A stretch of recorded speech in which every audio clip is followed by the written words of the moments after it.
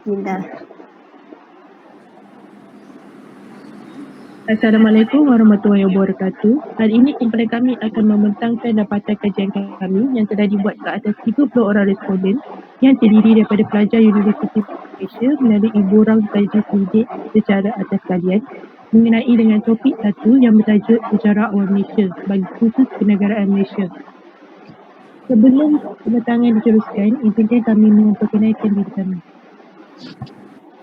Assalamualaikum semua. Nama saya Munirah binti Muhammad Syukur, memegang nombor metrik 200-259. Nama saya Nur Ali Atika binti Nur Mahadi dan nombor metrik saya 201074. Nama saya Nurdin Nabiha binti Rosidi, memegang nombor metrik 20458. Nama saya Nisa Atira binti Roslan, metrik number 203228. Nama saya Noliana Syahira binti Nur Azli, nombor metrik 203230. Okey, saya akan memperkenalkan sedikit tentang topik. Seperti yang kita dapat tahu, Malaysia telah mempunyai pelbagai barangan canggih yang dapat mempermudahkan kehidupan seharian.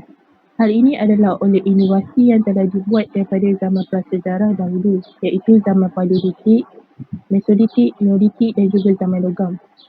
Manusia pada zaman itu menggunakan alatan seperti alat batu, kapak genggam, mata lembing bersoket, kapak, bola mawas, beliung dan juga sabit.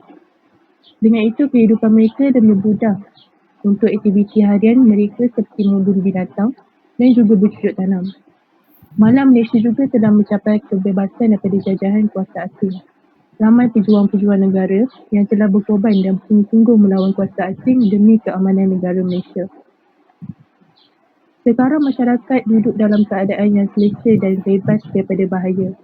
Persoalannya, adakah masyarakat majmuk di Malaysia terutamanya golongan muda tahu akan sejarah awal Malaysia? Oleh itu, kami telah menjalankan kaji selidik terhadap 30 orang responden dan objektif kajian ini adalah untuk mengkaji tahap pengetahuan pelajar mengenai sejarah awal Malaysia, mengkaji sejauh mana minat pelajar terhadap sejarah awal Malaysia, mengenai pasti kesedaran yang diperoleh daripada kaji selidik ini, mengenai pasti usaha-usaha untuk meningkatkan pengetahuan tentang negara dan menguraikan cara mempamerkan semangat cintakan negara. Seterusnya, lampiran respon akan dibentang oleh Nurdin Nabiha. Okey, ini merupakan lampiran respon. Okey, kita dapat lihat bilangan responden yang ambil kaji selidik ini 30 orang. Dan kat sini kita dapat lihat seramai sebanyak 56.7% terdiri daripada pelajar perempuan, manakala 43.3% daripada pelajar lelaki.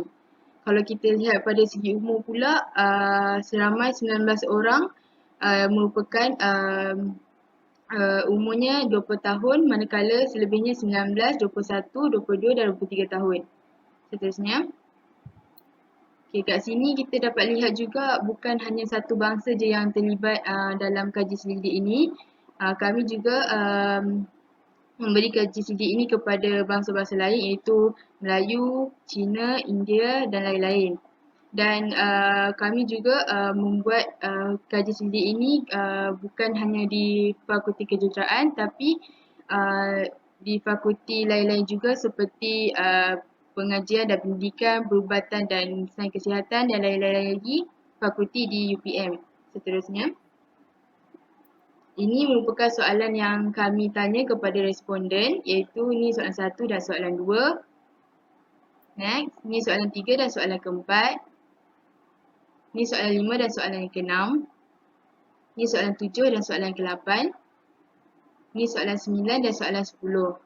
Seterusnya. Daripada soalan-soalan tersebut kami dapat rumuskan daripada soalan nombor 1 hingga 10 dalam carta bar. Kami nak tengok soalan manakah yang responden dapat jawab, soalan manakah yang responden tak dapat jawab. Kalau kita lihat dekat sini, soalan nombor 1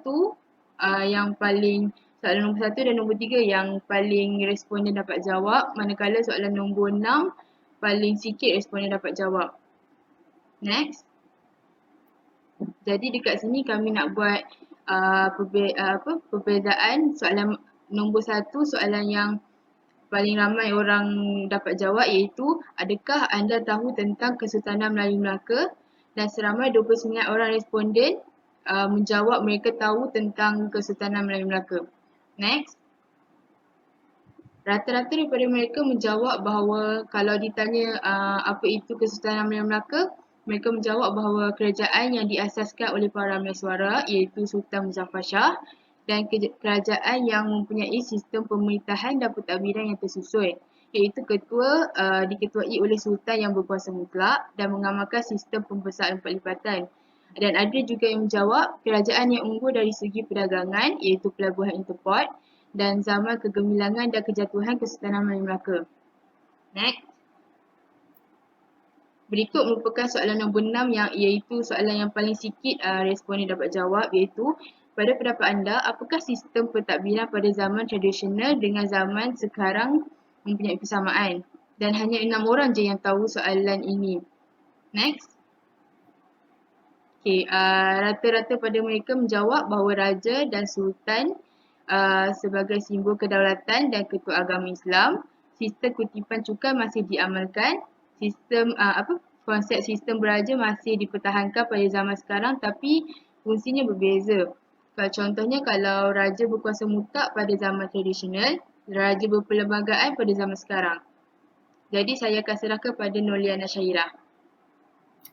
Baiklah, seterusnya berdasarkan survei yang telah kami lakukan, terdapat segelintir yang masih kurang arif tentang sejarah tanah air. Oleh itu, beberapa pengetahuan dan kesedaran telah kami perolehi. Pertama sekali, kami sedar bahawa pelajar bersikap sambil lewa terhadap kepentingan menghayati sejarah tanah air. Contohnya, mereka hanya akan mula mengambil kisah mengenai kepentingan sejarah ini hanya apabila menjelang tarikh penting tertentu seperti Hari Kebangsaan dan Hari Malaysia. Seterusnya, kami juga mendapati bahawa peranan guru dalam memberikan ilmu berkaitan sejarah adalah penting. Contohnya, guru mungkin boleh menggunakan teknik pembelajaran yang menarik untuk menarik minat pelajar. Baiklah, seterusnya, keputusan Kementerian Pendidikan Malaysia dalam mewajibkan subjek sejarah lulus pada peringkat SPM merupakan satu langkah yang sangat bijak. Hal ini kerana mereka tiada pilihan selain perlu mendalami subjek tersebut untuk lulus pada peringkat SPM. Baiklah, seterusnya, ibu bapa juga perlu memainkan peranan yang penting dalam memupuk semangat patriotism dalam diri pelajar sejak mereka kecil lagi. Contohnya, ibu bapa mungkin boleh menceritakan pengorbanan tokoh-tokoh kemerdekaan terdahulu. Dan akhir sekali, kami sedar bahawa perkembangan teknologi maklumat telah menyebabkan pelajar memilih bahan bacaan atau laman web yang memanfaatkan sesuatu yang baru dan tidak bersifat sejarah Malaysia. Seterusnya, saya akan serahkan kepada Alia Atika. Okey, seterusnya saya akan membentangkan tentang usaha-usaha dalam meningkatkan pengetahuan tentang negara kita, Malaysia. Namun sebelum saya teruskan, saya ingin menyeru semua rakyat Malaysia, terutama generasi muda, untuk menimba lebih ilmu tentang sejarah dan menanam sifat ingin tahu tentang kenegaraan Malaysia ini dari muda, supaya kita semua mengetahui dan ambil peduli tentang apa yang berlaku di sekeliling kita. Jadi jika kita sudah mempunyai pengetahuan tentang sejarah negara, apakah pula usaha-usaha untuk meningkatkan lagi pengetahuan tentang negara kita Malaysia? Di sini saya huraikan. Pertama sekali, golongan guru-guru di Malaysia perlu menerapkan teori konstruktivisme dalam diri pelajar. Apakah itu teori konstruktivisme? Teori ini memberi maksud iaitu pelajar membina makna tentang dunia dengan menyatukan pengalaman baru kepada apa yang mereka telah fahami sebelum ini. Sebagai contoh, mereka boleh lebih memahami pengalaman tentang pengetahuan tentang sistem adat berpatih dengan menyatukan diri mereka sebagai rakyat Negeri Sembilan di mana adat itu diamalkan.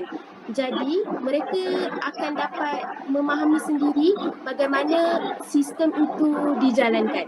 Seterusnya, rakyat Malaysia juga boleh meningkatkan pengetahuan tentang sejarah sistem pentadbiran negara melalui perbincangan kumpulan. Sebagai contoh, mereka boleh berbincang di media sosial seperti Twitter atau Facebook tentang adakah sistem pentadbiran negara Malaysia kini sama dengan sistem pentadbiran tradisional dahulu. Dan akhir sekali, rakyat Malaysia juga boleh menonton filem-filem berkaitan sejarah seperti Lieutenant Adnan dan Bukit Kepong untuk meningkatkan lagi pengetahuan tentang negara selain membaca buku sejarah semata-mata. Filem seperti ini banyak mempamerkan nilai perjuangan tokoh terdahulu dan kita boleh lebih merasai apa yang terjadi kepada negara melalui aksi dan perbuatan yang dipamerkan menerusi filem tersebut. Itu saja. Sekarang saya akan serahkan kepada Nur Munirah binti Syukri. Terima kasih kepada Alia. Seperti yang kita sedia maklum, patriotisme ataupun boleh dikenali sebagai mempamerkan semangat cinta ke negara boleh diistilahkan sebagai perasaan cinta yang kuat terhadap tanah air. Namun, sikap kasih dan sayang akan negara ini sudah semakin menghilang dan luntur dalam golongan muda. Jadi, apakah langkah-langkah yang boleh kita lakukan untuk mempamerkan semangat cinta ke negara? Next. Langkah pertama yang kita boleh lakukan untuk mempamerkan semangat cinta ke negara ialah melalui tingkah laku kita sebagai rakyat Malaysia yang bangga akan negara sendiri. Contohnya, kita boleh meluahkan semangat cinta ke negara kita di media sosial dengan memaknai gambar bendera bersama #Jalur Gemilang ketika Hari Kemerdekaan. Apakah kesannya? Kesannya, ia dapat mempromosikan imej baik negara Malaysia di mata dunia dengan mempromosikan yang Malaysia yang rakyatnya yang majmuk mempunyai kesatuan yang kukuh. Selain itu, penghayatan terhadap lagu kebangsaan negaraku juga antara bukti kukuh kita dapat mempamerkan semangat cinta ke negara. Seterusnya, semangat patriotisme bukan sekadar mengibarkan jalur gemilang, tetapi membeli barangan buatan Malaysia juga adalah sebahagian sifat kecintaan kepada negara. Kita boleh mencontohi rakyat Jepun di mana mereka sentiasa menyokong barangan buatan negara mereka sendiri hingga ianya dikenali sebagai produk berkualiti di dunia.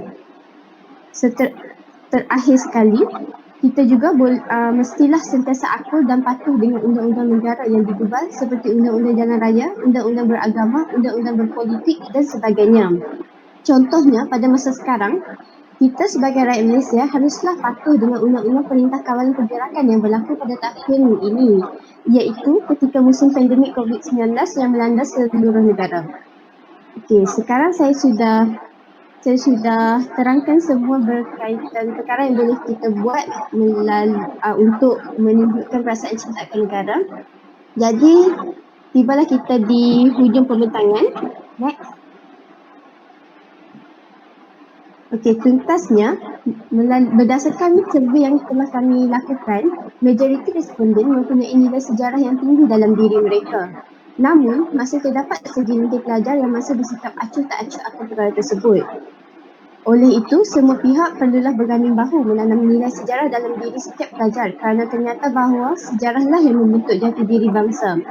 Mantan Perdana Menteri kita Dr. Mahathir bin Mohamad pernah berkata, kita berada di dunia yang mencabar, yang malas akan ketinggalan, cuma yang berusaha akan berjaya. Takat itu sahaja pembentangan kami untuk kali ini. Terima kasih. Okay.